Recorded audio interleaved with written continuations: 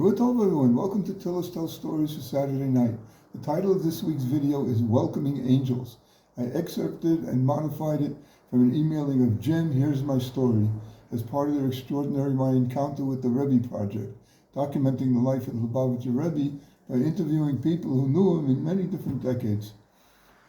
Rabbi Yonason Weiner, who was born and grew up in Melbourne, Australia, lived for a time in New York.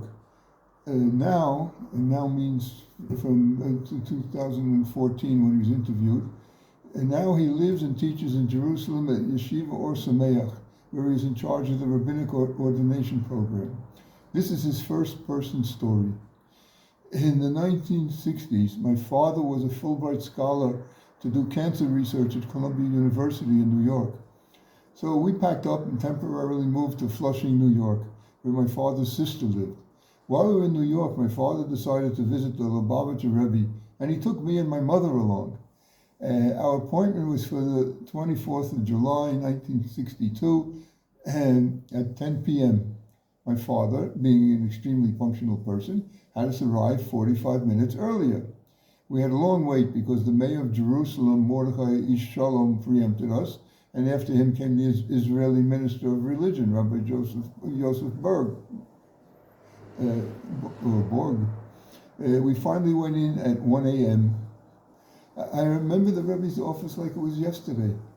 The walls were wood paneled, and on the Rebbe's table, about the level of my nose, there was a big clock. It was late, and I was watching that clock. The Rebbe spoke to my father about his cancer research at Columbia. He took a big interest in what my father was doing. And not only that, he knew exactly what my father was talking about. It was like a conversation between two scientists. The Rebbe also took a keen interest in my mother's activities. She was the president of the Women's Auxiliary in Melbourne, and while in New York, she attended the conference of the Chabad organization for women and girls. The Rebbe wanted to hear firsthand from my mother about what exactly went on in that conference. After he finished speaking with both my parents, the Rebbe turned to me. And my father nudged me. No, maybe you have something you would like to ask the Rebbe? I was 9 years old. I was not shy. I said, yes, I have a question for the Rebbe. The question I asked had to do with the song we sing at the start of the Shabbat evening meal, Shalom Alechem. The song has 4 stanzas, and each stanza we refer to Malachei Shalom, angels of peace, except for the first stanza, where we refer to Malachei Hashores, ministering angels. So I asked the Rebbe, how come? Why are we not consistent and call them angels of peace in all four times? And the Rebbe looked at me intently.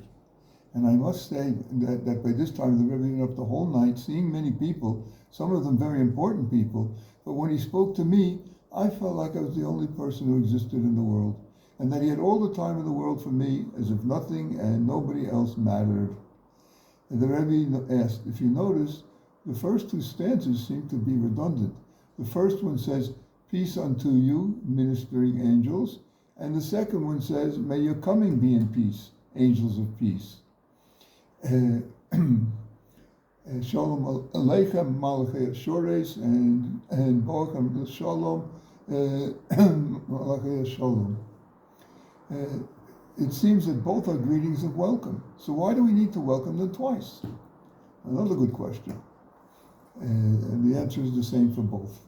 He went on, I'll tell you the reason. There are 2 types of angels, weekday angels and Shabbos angels. The ministering angels are the weekly angels of servitude, and we are not welcoming them but saying goodbye to them. In Hebrew, hello and goodbye are the same word, shalom. So in the first stanza, we are really sending off these weekday angels because Shabbos has begun.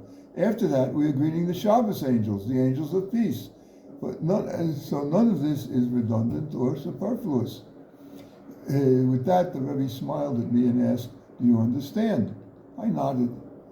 This happened in 1962 when I was 9 years old. So this is going back 53 years. But I feel as if it were yesterday. I feel that the Rebbe is standing in front of my eyes now and speaking to me. That's the kind of strong impression you left on my mind. A nice story and educational. I'll let Rabbi Wiener provide the closing in the interview.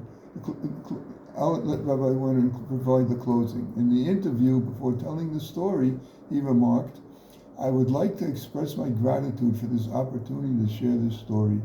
I've been waiting for over 50 years to relate it.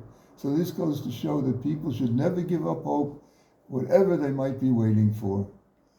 Shavua Tov, have an excellent week.